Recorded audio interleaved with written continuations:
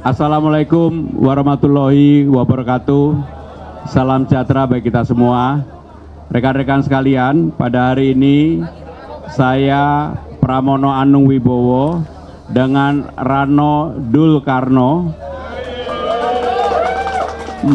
mendaftarkan diri menjadi pasangan calon gubernur dan wakil gubernur DKI Jakarta dari PDI Perjuangan. Seperti tadi yang disampaikan oleh Ketua KPUD, berdasarkan PKPU yang baru, maka syarat telah terpenuhi untuk didaftarkan dan semua dokumen telah kami sampaikan. Kalau nanti masih ada perbaikan, tentunya akan kita lakukan perbaikan. Saya dan Bang Dul terus terang, terutama saya pribadi dan termasuk Bang Dul, sama sekali 5 hari yang lalu pun membayangkan untuk menjadi calon itu juga tidak. Artinya apa? Artinya bahwa kita berdua memang akhirnya setelah mendapatkan amanah ini, kita akan bekerja dengan sungguh-sungguh, bekerja dengan hati, turun ke bawah, dan sekaligus menyapa seluruh lapisan masyarakat. Dalam kesempatan ini saya tentunya ingin menyampaikan bahwa saya harus berterima kasih yang pertama kepada Partai PDI Perjuangan, terutama Ibu Megawati dan Sekjen Partai yang telah mengusung kami berdua.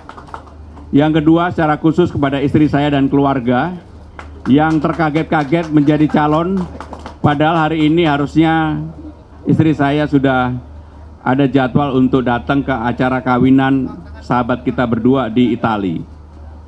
Tetapi karena acara ini luar biasa, maka istri saya membatalkan. Tapi jangan salah, istri itu selalu menang. Katanya jangan ganti rugi, tapi ganti untung.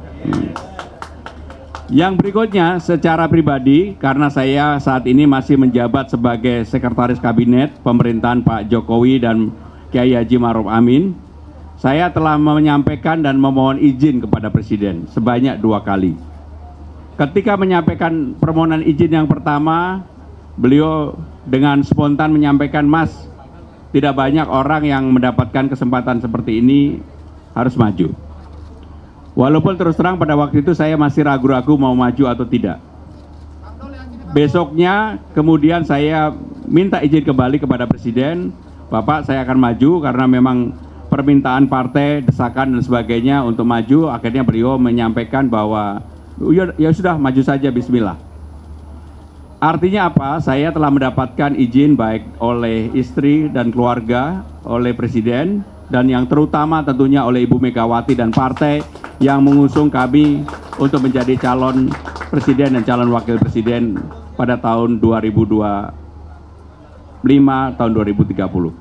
Saudara-saudara sekalian, apa yang menjadi keinginan kami bersama, saya sudah sampaikan secara terbuka dengan Bang Dul bahwa kita memang benar-benar ingin membuat Jakarta lebih ramah, lebih bersahabat, lebih melayani Jakarta untuk semuanya, dan nggak perlu tagline yang terlalu hebat-hebat karena saya ini adalah betul-betul goeser.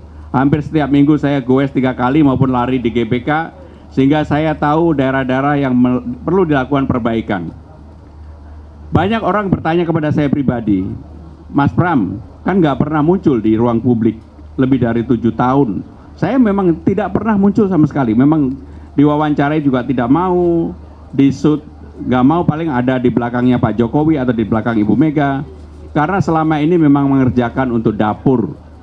Jadi orang kalau mengerjakan untuk dapur itu nggak perlu terlalu pecicilan di ruang terbuka. Dan saya bekerja dengan sungguh-sungguh untuk itu. Tetapi saya meyakini dengan pengalaman panjang saya, udah 4 kali menjadi anggota DPR, pernah menjadi pimpinan Dewan, 2 periode menjadi menteri, dulu pernah menjadi wakil sekjen partai, dan pengalaman panjang ini tentunya mudah-mudahan kalau saya diberikan izin dan kesempatan oleh rakyat Jakarta, saya akan bekerja sungguh-sungguh dengan Bang Dul untuk melakukan perbaikan yang ada. Dan saya sudah menyampaikan kepada Bang Dul berdua bahwa kita berdua dalam berpolitik untuk konsentrasi, untuk persaingan di dalam pilkada ini dengan gembira, dengan riang gembira. Tidak perlu menjatuhkan dan sebagainya, kita dengan riang gembira. Walaupun kita hanya didukung oleh satu partai, yaitu PDI Perjuangan, tetapi kami meyakini bahwa kami akan mampu berkoalisi dengan rakyat Jakarta untuk memenangkan pertarungan yang ada. Terima kasih. Wassalamualaikum warahmatullahi wabarakatuh. Baik, yang pertama yang ingin saya sampaikan sesuai dengan Undang-Undang Nomor 2 Tahun 2024, Jakarta sekarang ini menjadi kota pusat ekonomi nasional dan kota global. Artinya, siapapun yang menjadi gubernur, wakil gubernur bertanggung jawab untuk mewujudkan itu.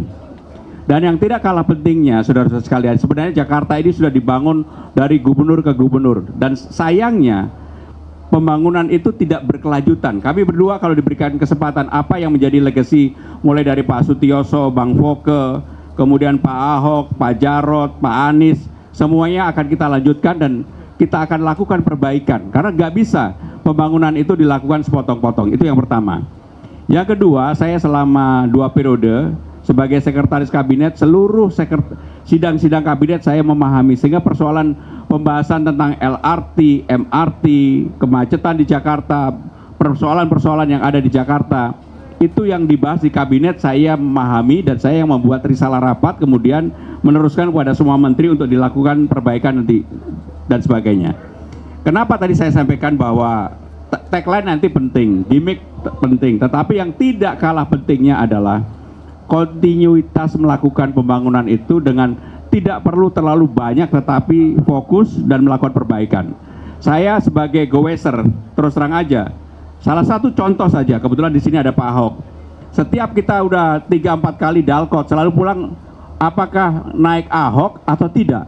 Padahal dengan kata Ahok aja udah menunjukkan adanya legacy yang ditinggalkan oleh Pak Ahok. Nah, yang seperti ini siapapun yang meninggalkan tentunya akan kita rawat dan kita lakukan perbaikan di kemudian hari. Assalamualaikum, saya Ahmad dari BI Indonesia. Tadi Pak Nasran sudah mengatakan bahwa sudah mendapat izin dari Presiden Jokowi. Nah, ke depan apakah Nasran akan mengundurkan diri sebagai dari Sekap selama masa kampanye kan bentar lagi juga, Mas?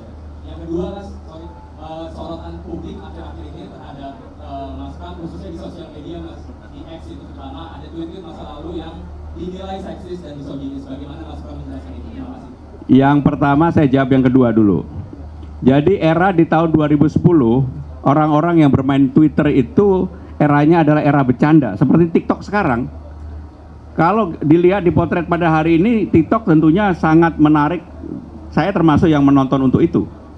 TikTok, Twitter, Instagram, dan sebagainya. Tetapi, kalau ini dipotret 15 tahun kemudian, mungkin akan berbeda. Apa yang saya sampaikan di Twitter saya, itu lebih pakai hashtag nyantai ah. Dan itu semuanya tentang bercandaan yang ramai. Dan saya yakin juga semua pada generasi itu melakukan hal yang sama. Jadi itulah yang terjadi pada saat itu. Apakah saya menyesal melakukan itu? Enggak. Karena saya tidak sama sekali pernah untuk menghujat seseorang, merendahkan orang, kemudian juga pornografi, tidak ada. Bahwa kemudian ada kata-kata yang sedikit guyonan memang ada, dan itu saya bertanggung jawab terhadap hal itu. Yang kedua, mengenai apakah mundur atau tidak. Undang-undang telah mengatur secara jelas seseorang pejabat negara apakah mundur atau tidak. Yang diatur mundur itu adalah TNI, Polri, kemudian ASN, dia wajib mundur. Sedangkan pejabat negara pengalamannya banyak, ada yang mau mundur, ada yang enggak.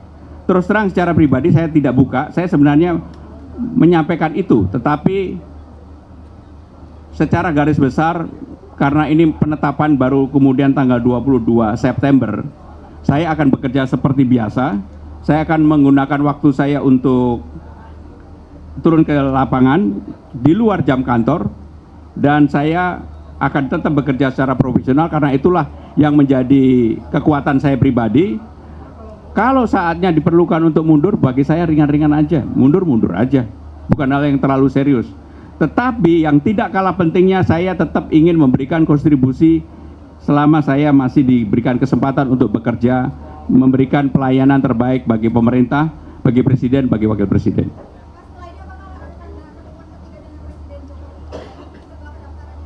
Loh, saya ketemu sama Pak Presiden Jokowi kan hampir setiap hari. Beliau kebetulan hari ini keluar kota ke Jogja dan besok ke Jawa Barat. Jadi bagi saya saya bekerja profesional, sangat profesional. Maka untuk bekerja profesional seperti itu nggak gampang. Tapi saya bekerja profesional dan boleh ditanyakan kepada para menteri apa yang saya lakukan pasti diapresiasi. Udah terakhir ya? Tadi udah kan? Mas Dul, belakangan kan ada foto Anda dengan Pak Anies Baswedan. Apa yang dibicarakan? Apakah sebelumnya PDIP ini melirik Anies Baswedan lalu tidak jadi? Oke, artinya sebetulnya gini teman-teman, udah lama Bang Anies tuh mau ketemu saya, dia mau mampir ke warung. Kebetulan rumah saya nggak jauh, dia di Lebak Bulus, saya di Bumi Karangina. Teman-teman tahu lah saya punya warung. Cuman belum pernah dapat waktu untuk ketemu. Waktu itu beliau nanya, Bang ada di mana?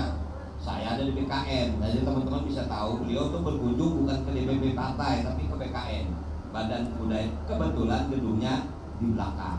Ngapain? Ngobrol aja tentang apa? Ya tentu semua tahu lah, ada wacana Bang Anies sama saya. Ya kita ngobrol Bang, kalau kita jadi, apa yang mesti kita lakukan? Apa ya Bang? Normal-normal saja. Nah artinya keputusannya tidak saya dengan atau Bang Anies sama saya. Tapi bukan berarti terus kita tidak menjadi teman. Beliau sangat mensupport, gitu aja. Ya, oke terima kasih teman-teman. Kita masih ada acara di DPD.